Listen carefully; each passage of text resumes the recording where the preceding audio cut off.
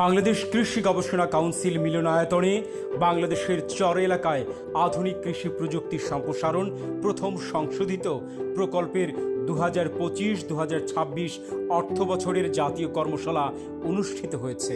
আজ 15 জুন জাতীয় এই কর্মশালায় প্রধান অতিথি হিসেবে উপস্থিত ছিলেন কৃষি মন্ত্রণালয়ের সচিব ডক্টর রফিকুল মোহাম্মদ। বিশেষ অতিথি হিসেবে উপস্থিত ছিলেন অতিরিক্ত সচিব মোহাম্মদ সেলিম খান, যুগ্ম সচিব এনামুল হক।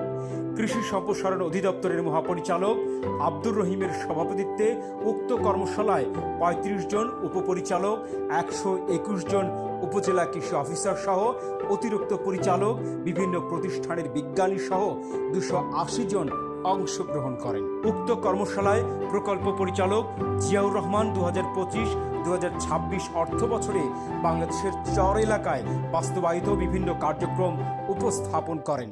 যেহেতু বাংলাদেশের চর এলাকায় আধুনিক কৃষি প্রযুক্তি সম্প্রসারণ শীর্ষক প্রকল্পটি বিগত 2023-এর জুলাই থেকে 2028-এর জুন পর্যন্ত এই 5 বছর ব্যাপী চলমান থাকবে এবং তৃতীয় অর্থ বছরের শেষ মাসে আমরা দাঁড়িয়ে আজকে দ্বিতীয় কর্মশালায় উপনীত হয়েছি।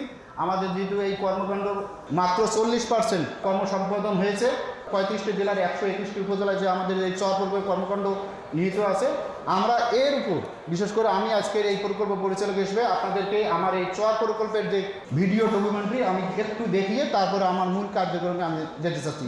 এছাড়াও দেশের জেলা পর্যায় থেকে কৃষি অফিসারগণ এই প্রকল্পের সুবিধা এবং আশার কথা তুলে ধরেন। চর এলাকার প্রধান শস্য বিন্যাস, এই প্রধান শস্য বিন্যাসের পাশাপাশি এখানে আমাদের যে প্রায় 40% শস্য নিবিড়তা বৃদ্ধির বিভিন্নভাবে সুযোগ আছে। তার মধ্যে বেশিরভাগ সময় পতিত থাকে খরিফ এক মৌসুমে।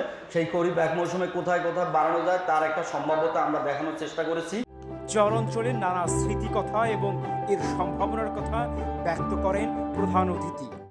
আমার মাঝে মাঝে একটু সংশয় হতো, এই যে স্ট্যাটিস্টিশিয়ানরা যে বলে যে আমাদের চরাঞ্চল হচ্ছে 8-9%, এটা কি 1-2% কম কিনা, মানে অত কিনা চরাঞ্চলের পরিমাণটা।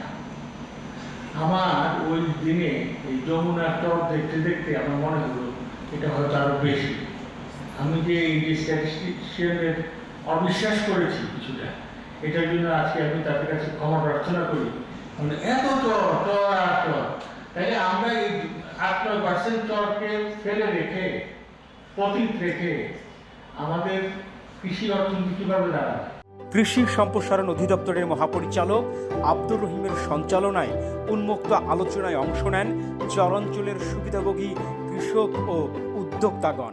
আমি গত জুলাই মাসে আমাদের শ্রদ্ধেয় পিডি স্যারের মাধ্যমে এবং উপজেলা কৃষি অফিসার, অতিরিক্ত কৃষি অফিসার স্যারদের মাধ্যমে আমি একটি পলি হাউস পাই এবং তুমি যেটা বললাম যে পরামর্শ দিলাম, পরবর্তীতে অবশ্যই আমরা সেটা ভেবে দেখবো এবং এটাকে কীভাবে আমাদের ইঞ্জিনিয়ারদের ইউটিলাইজ করা যায় সেগুলো আমরা চিন্তা করবো এবং স্যারকেও রিকোয়েস্ট করবো এ ব্যাপারে কী করা যায় সে বিষয়টা চিন্তা করার জন্য।